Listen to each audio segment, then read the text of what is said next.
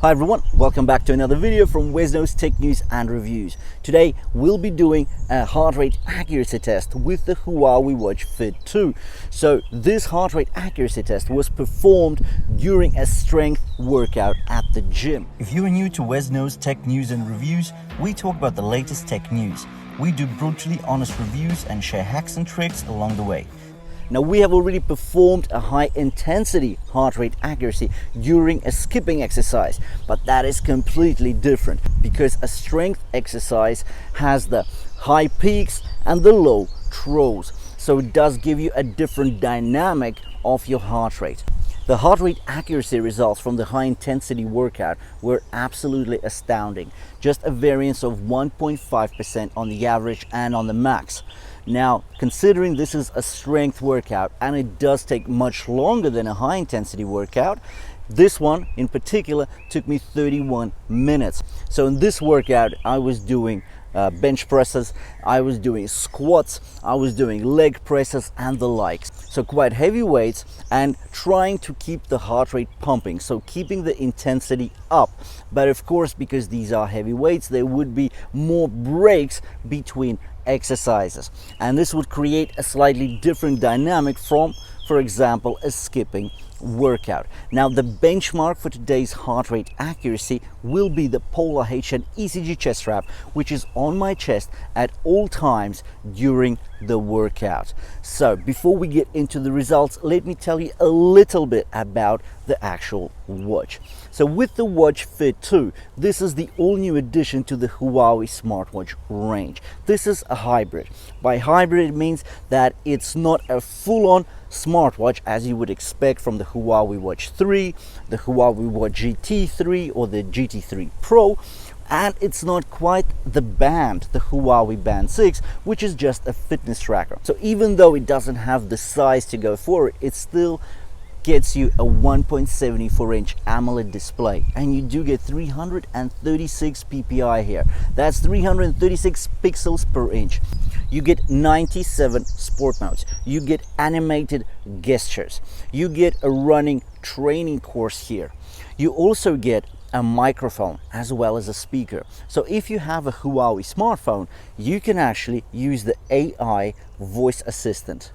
The inbuilt speaker and microphone actually enable you to take Bluetooth calls. What that means is that you don't have to pull your phone out to take a phone call. You can actually speak into the watch directly from the wrist, because the microphone here is very sensitive and yet it does manage to block out the surrounding noise, and the speaker is powerful enough for you to hear the person on the other line.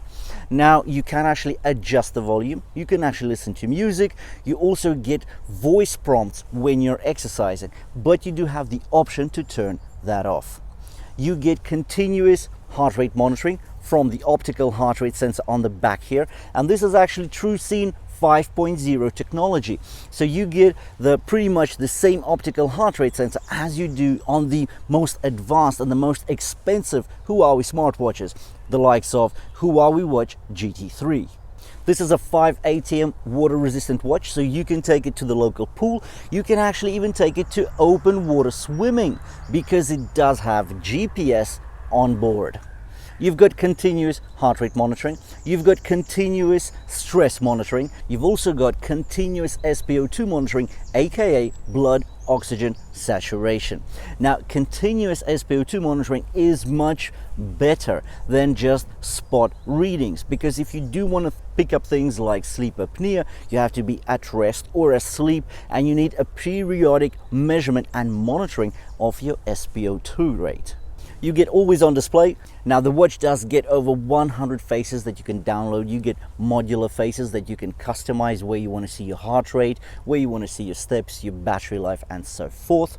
You get an ambient light sensor. That means you get your auto brightness. And auto brightness is great to use if you want to save your battery juice, simply because when it gets dark around you, the watch face will actually dim. If it's so bright outside, the watch will brighten up, but only for the times when it is very bright, and that does help you reduce your battery drain.